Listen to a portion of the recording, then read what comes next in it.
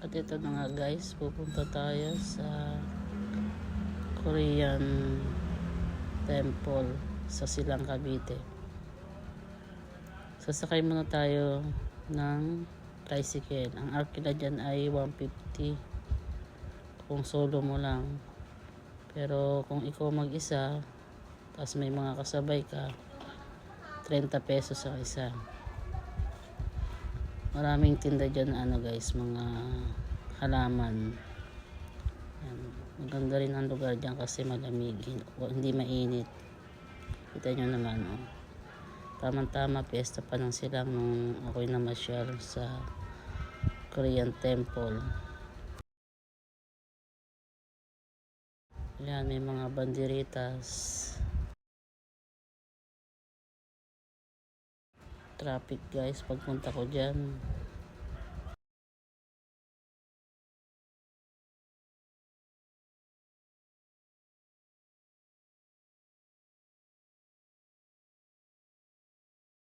Pero sa mga papuntang Korean temple, hindi naman siya traffic.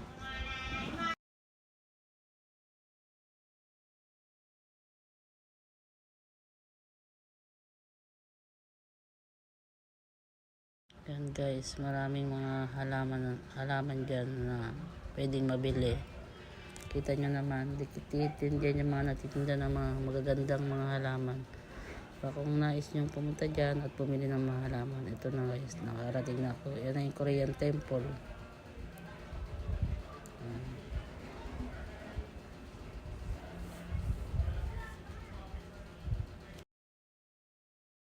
Nakita mo pagpasok mo sa loob. Napakaganda ng paligid at napakatahimik. Yan na nga, yung mga kailangan pag pupunta kayo dyan ay naka-pantalon kayo or proper dress. Bawal dyan ang naka-short, naka-sleeveless, naka-spaghetti. Kita nyo naman guys, napakatahimik ng paligid, napaka-solemn.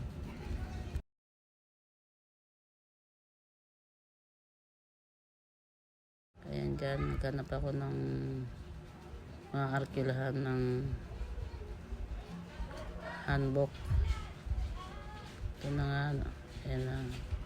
Nag-arkila ako ng hanbok at may nagkakamera din sa akin dyan. Binigyan ko ng tip.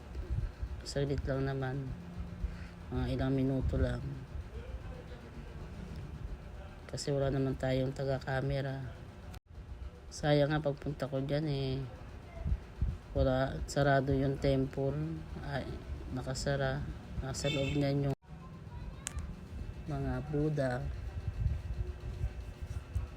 Ganda mag picture dyan. Kaya lang di ko bet yung inarkila ko na handbook. Masyadong lalo kong tumaba. Pero eto na, ayan, maraming mga kawayan dyan sa gilid. Kita nyo naman. Napaka-presko dyan. Ayan, sa gilid ng temple. Sayang nga lang at talagang sarado ang temple. Hindi natin natsyempohan na nakabukas. Ang kanilang simbahan ng Buddhist ata yan, Buddhist.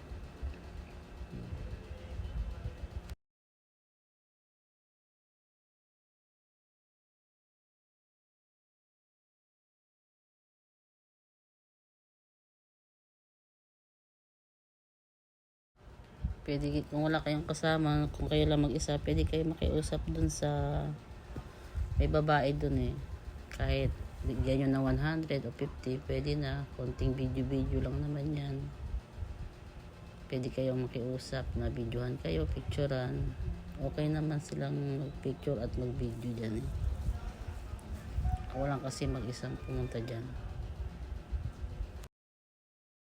Kita nyo naman, napakaganda ng paligid.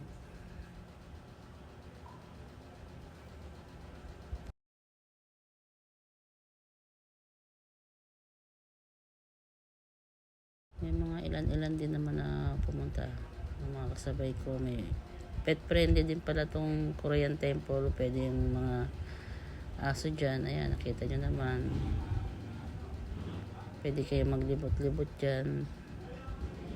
Maliit lang pala yung lugar na yan guys. Kala ko nga sa malaki. Pero okay naman. Nakaka-relax din ang isip. Kasi tahimik. Pwede kang muni-muni dyan sa lugar na yan. Guys, si Buddha. Makikita nyo dyan yung Buddha. Tapos yung parang may 5 mukha dyan eh. Kita nyo dyan. Ay, mukha ko pala yung nakita. Kala ko 5 mukha. Ayan. Hindi ko napasok yung ibang eh. Hindi ko kasi alam kung pwede. Ayan yung 5 mukha. Kung pwedeng pumasok sa pinaka hall nila. Ayan. Ayan ang papalabas at papasok. Exit at entrance isa lang guys. Diba?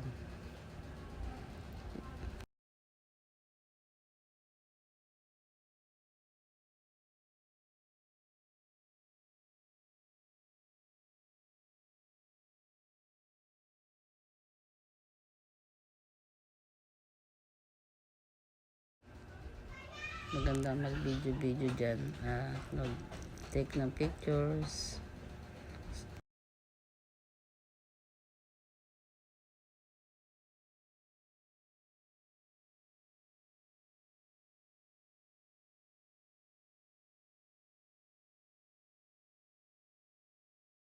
Yan, maganda rin sa side na yan. Gawa na may mga parang mga yung bola-bola sa gilid.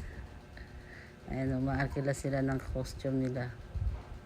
Ang arkila pala dyan guys, 150 kalahating oras. Tapos pwede sila mag sideline na magkuha ng video.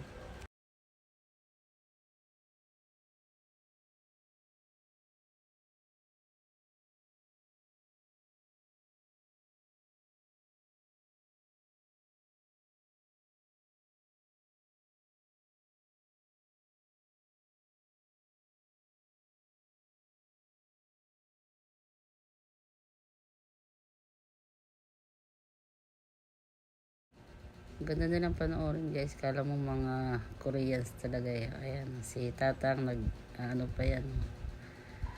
Nagkakarakarati pa yan.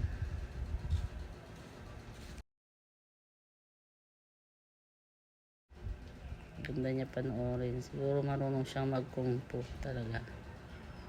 Ayan, may lovers pa. Dalawa. Ayan. So, ito na, palabas na ako at ako'y pauwi na dyan. Ito yung labas.